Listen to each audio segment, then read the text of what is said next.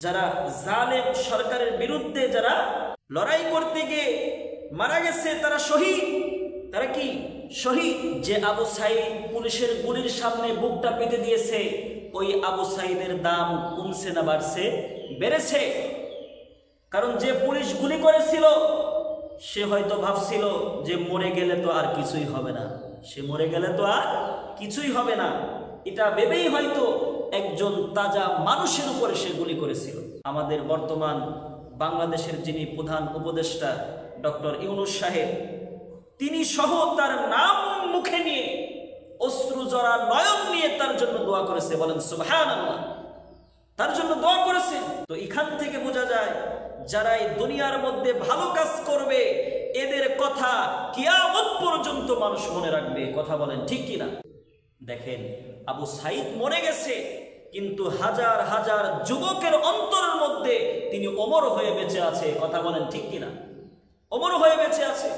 আপনি রোকেয়া হলের সামনে দিয়ে যান, দেখেন আবু সাইদের নামটা লেখা আছে। আমাদের আরেক ভাই খুলনার মুগ্ধ নাম, যিনি পানি বিতরণ করতে গিয়ে শাহাদত বরণ করেছেন।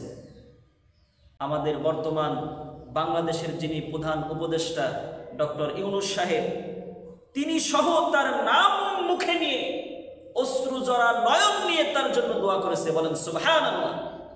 তার জন্য দোয়া করেছে।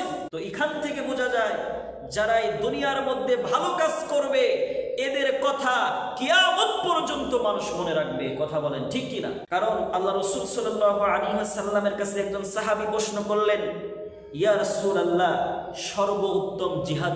নবীর কাছে জিজ্ঞাসা করা হলো যে সর্বোত্তম জিহাদ কোনটি? আল্লাহ নবী সাল্লাল্লাহু আলাইহি সাল্লাম বললেন, কালিমাতুল হাক্কিন ইনদা সুলতানিন জাইলিন, যে ব্যক্তি জালেম শাসকের বিরুদ্ধে তার সামনে হকের কথা বলবে, তা এটাই হচ্ছে সর্বোত্তম জিহাদ। এটাই হলো কি? সর্বোত্তম জিহাদ। তো আমি বলতে চাই, এই কাজটাই যারা করেছে আমাদের এই ছাত্র ভাই শহীদ আবু সাইদ আর অন্য অন্য যারা শহীদ হয়েছে, তারা এই কাজটাই করেছে। জালেমের বিরুদ্ধে সামনে লড়াই করেছে, তারা সামনে লড়াই করতে গিয়ে আজকে শাহাদত বরণ করেছে। কথা বলেন ঠিক কিনা? আর এক বন্ড লামাযহাবী বলেছে, এক বন্ড লামাযহাবী বলেছে যে ওরা শহীদ না, যে শহীদ বলতে রাজি হয় না।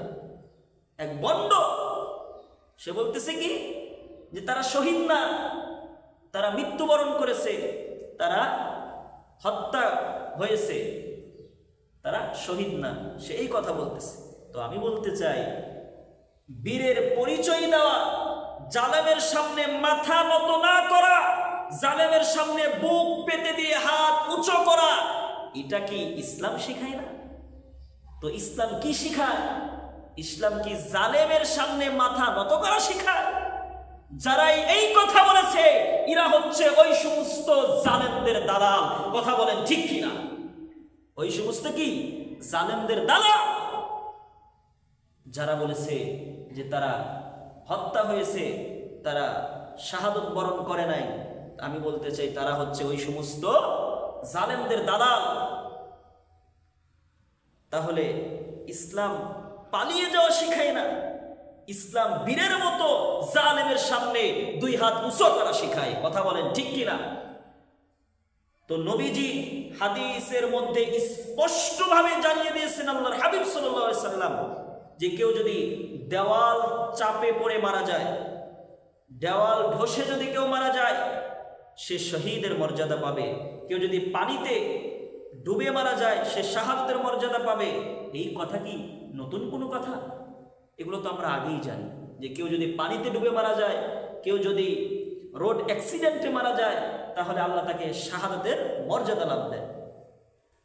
তো আমি বলতে চাই, আগুনে পড়ে মারা গেলে যদি শাহাদাতের মর্যাদা সে পায়, অ্যাক্সিডেন্ট করে মারা গেলে সে যদি শাহাদাতের মর্যাদা পায়, এই পৃথিবীর ময়দানে জালেমদের জুলুমের সামনে যারা মোকাবেলা করতে গিয়ে নিজের জীবনটা দিয়েছে, তারাও শাহাদাতের মর্যাদা পেয়েছে।